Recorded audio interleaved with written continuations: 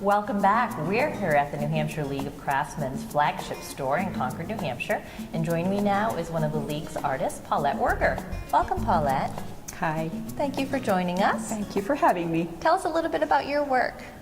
Well, I'm a jewelry and metalsmithing artist that lives in Lebanon, New Hampshire, and I have a studio at the Ava Gallery and Art Center, and I support myself from my craft.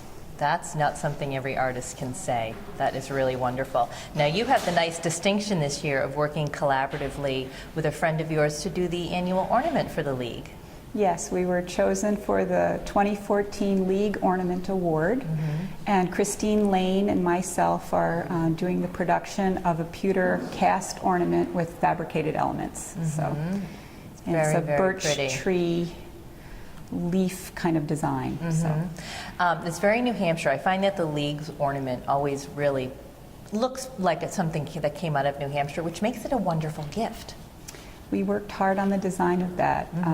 We wanted to be able to express sort of the natural surroundings of the state, the goodness of craft that's here by the way that we fabricated and cast the ornament, and just sort of a memory of what you see in the spring or what you're going to get in the fall when it's the depths of winter. Right, right. Which tends to be long here in New Hampshire. Yeah. Well, it's beautiful. We did get a chance to see it, and our audience can see it as well during this interview. Tell me about the different types of metal that you work with and what you produce. Well, I make flatware and jewelry. Flatware, spoons, and tableware, which I've gotten a lot of recognition for, that are predominantly botanical in design, but very usable for everything from salt service to salads. I also make pewter vessels and candlestick holders and lidded containers that are good for everything from holding matches to sushi.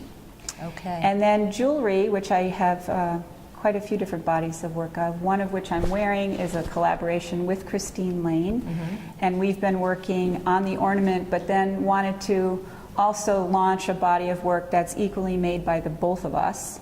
So we have that, and then I also work in high carat gold and sterling as well. So wow, so those are really keepsakes. I'm thinking that what a great gift that is for a special occasion, a graduation, an engagement, a special anniversary.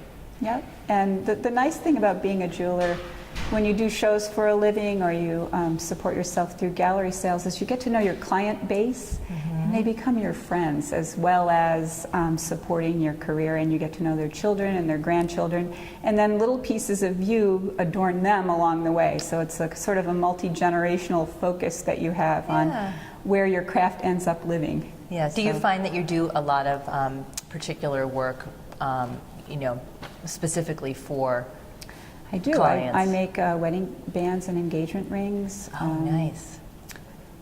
Birthing gifts, bar mitzvah and bat mitzvah gifts, menorahs. So yeah, there's lots of points of reference in sort of people's cultural lives and personal lives that I get to take part in by virtue of the fact that I make objects that honor that. So It's quite an it's honor. really nice. Yeah. Tell me a little bit about the equipment that you use. You must have a type of forge or something that heats the metal.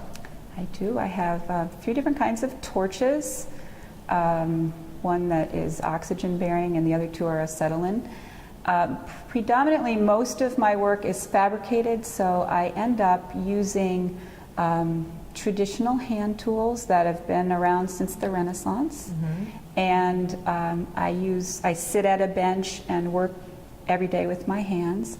I do minimal casting. The ornament this year, part is cast. Okay. And that's both a gravity cast and spin cast method for pewter, which is a little bit different material. But when I'm working in high carat metals and silver, I'm really seated at a bench, soldering, filing, sanding, sawing, and then I have an anvil and many kinds of hammers, all of which I've gotten from all over the place, new and used, and then redressed the faces of. So I'm sort of a tool hoarder. It sounds, well, you have to be, I think, because it sounds like you go everything from the teeniest little implement to an anvil. Exactly. Getting back to the ornament a little bit, you said you might have to make 5,000 of those? 5,000 to 7,000. Because they're all yes. hand done.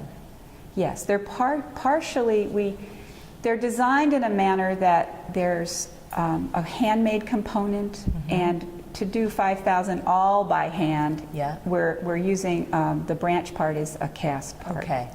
So that helps us keep the time down so that the price is affordable for the general Right, public. right.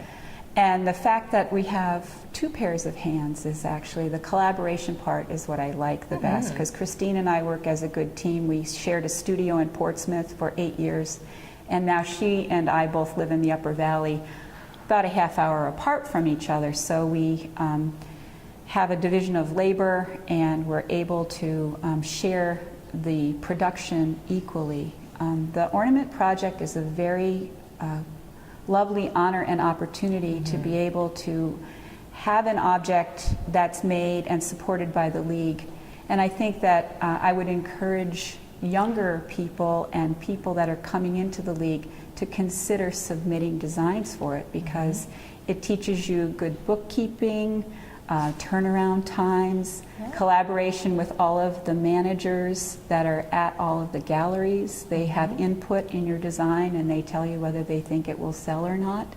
So you're getting very practical support and information, but you also have to be willing to let it interrupt your other artistic life. Absolutely. And it yes. takes many It's months. a year. Many months of preparation to produce that volume of work, especially if you have a small workshop. Yeah. Wow, that's terrific. That's great. So there's still time to catch you at the fair.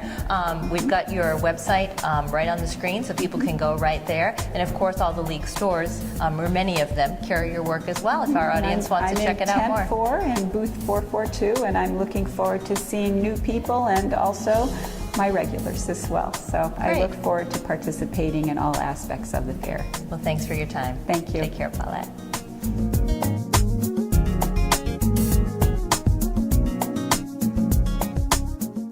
To check out more videos like this one, click here.